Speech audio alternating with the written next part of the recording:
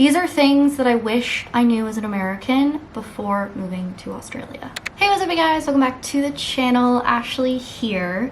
So recently I got a really sweet email from a subscriber asking questions about what it's like moving to Australia as an American and different ways to prep for that move.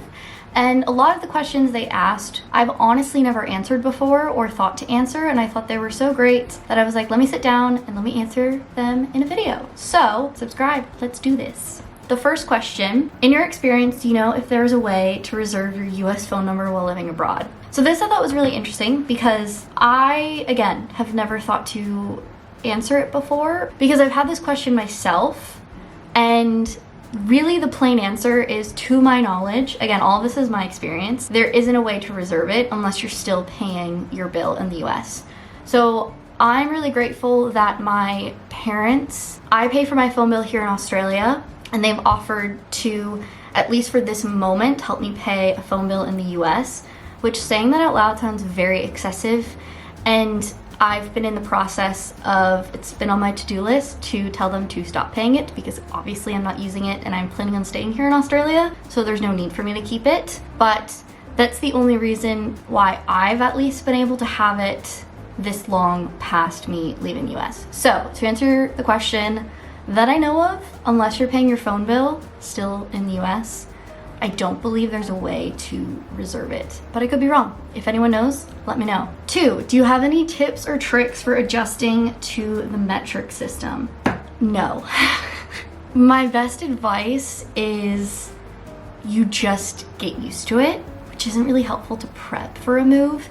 But I found what was really helpful is, say, every morning when I Google the weather, you can choose, at least with the first result that comes up on Google, you can choose Fahrenheit or Celsius.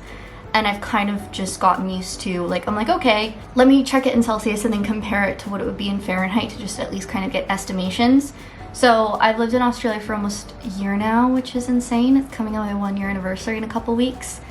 And yeah, basically I can estimate around what it is in Celsius with Fahrenheit, but I'm not at specifics yet. So it's really just getting adjusted. And then same with, say, kilometers to miles or things like that. It's really just from experience you get adjusted. So I definitely don't think it's something to stress out about because Google is your best friend and you can always Google a conversion if you're unsure. Also, at least in my experience in Australia, people are used to having visitors and travelers or expats who are getting used to the metric system, so I wouldn't stress too much about it. 3, have you pursued getting your own car / driving in Australia? Do you have any tips? At the moment, I am not in a place to get a car, nor do I currently need one, but I do have friends that have gotten a car who have recently moved to Australia internationally, and I have driven in Australia.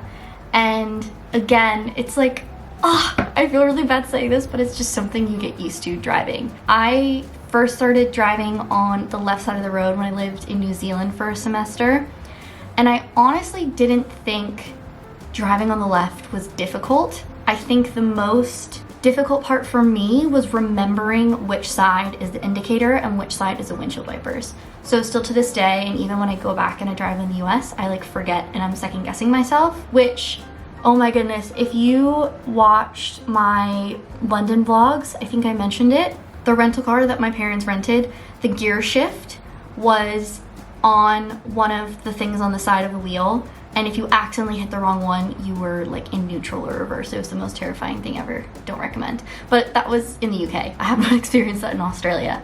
But yeah, I just think it's something that you get used to and just take it really slow at first and do what you're comfortable with.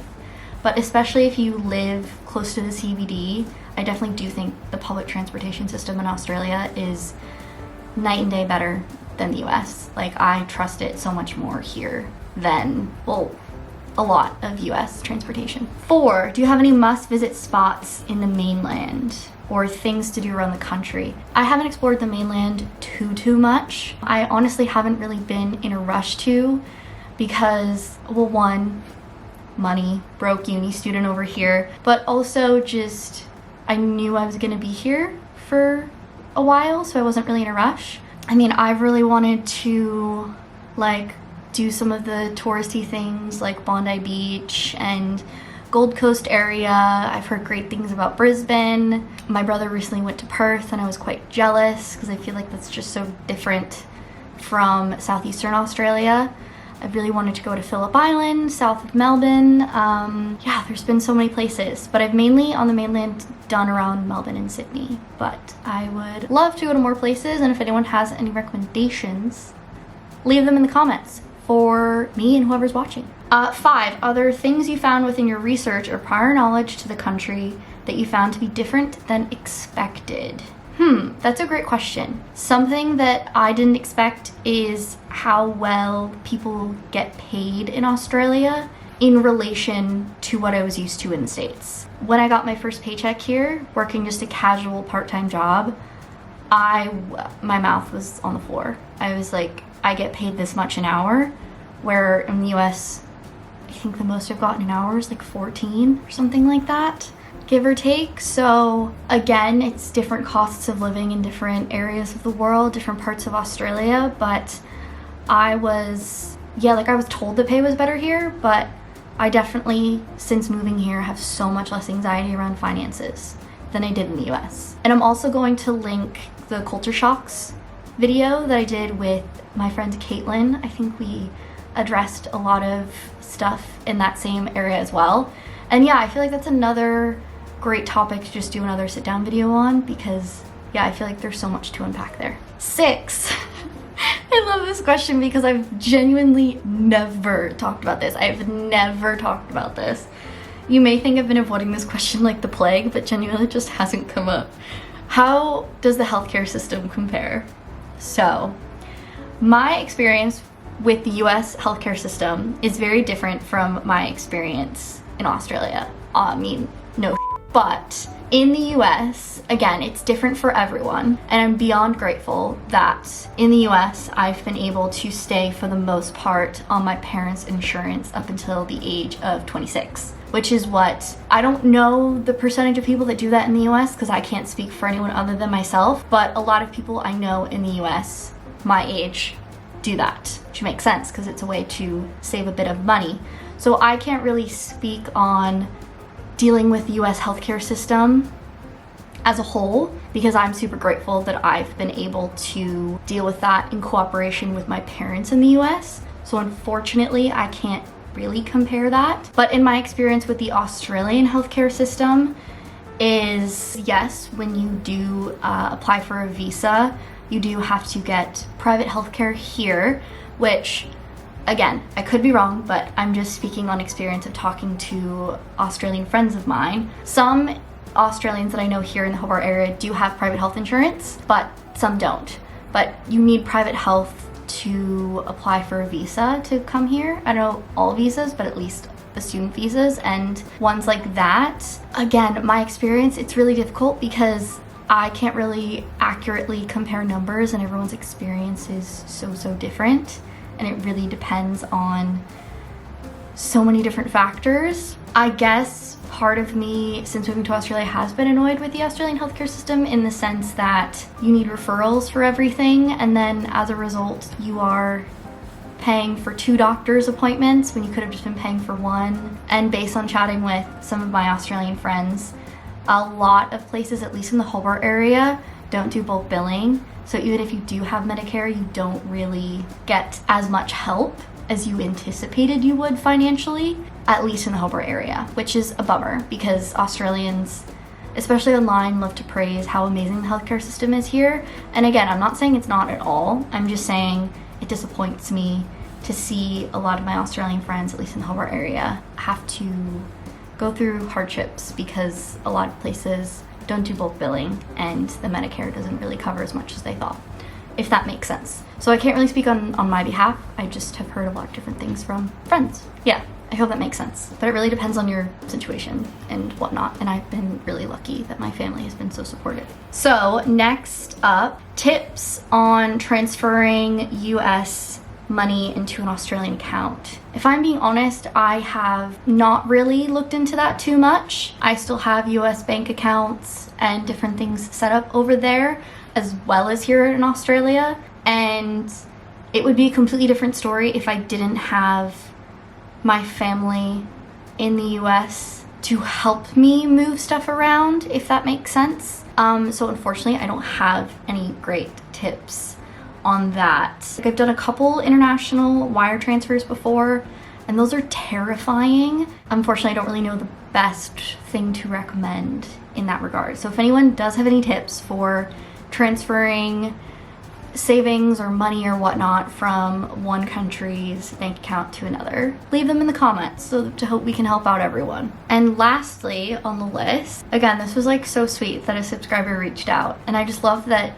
you guys feel comfortable commenting, emailing, things like that. Like, it means a lot. How are Americans or immigrants overall seen or treated by society there?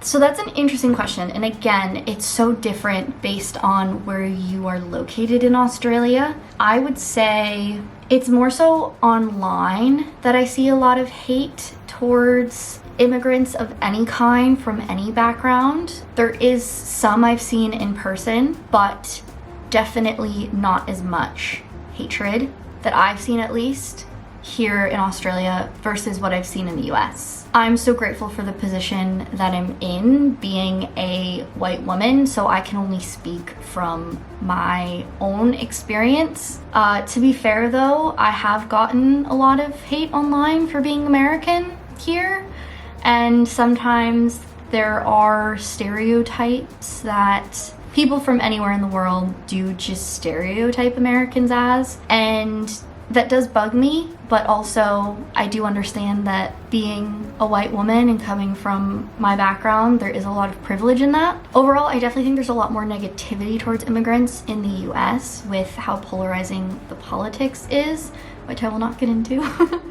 But I don't think it's anywhere near as polarizing and negative here, but saying that, there definitely has been moments or drunken people on the street here in Hobart screaming about, I think it just happened yesterday or 2 days ago, screaming about negativity towards immigrants. Definitely not as much negativity here, but unfortunately there are negative people almost everywhere you go, but it's definitely not as polarizing here. And going off of safety, I definitely feel a lot safer here, and I did chat about safety a lot with my video with Caitlin when we chatted about culture shocks of moving to Australia. So again, really depends where in Australia you are, but at least in my experience here in Hobart, there are definitely people that are very negative towards that topic, but it's definitely not as polarizing as in the US. Awesome. Well, I hope whoever's watching found this helpful. If you have any follow-up questions, would love to chat in the comments or shoot me an email, DM on Instagram at CoffeeNut. Yeah, I just think that a lot of these topics I've just never come up and I've never talked about before, and I think it's super interesting to compare.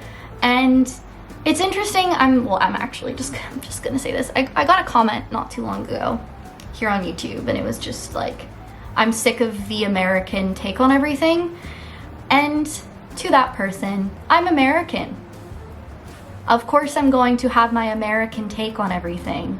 I grew up there. I lived there for 25 years. That, to be honest, this is what this channel is on. It really started picking up because I was an American moving to Australia. Anyway, this channel is my take on life. I don't really know what to say to that. Anyway, love you guys. Chat with you guys later. Bye.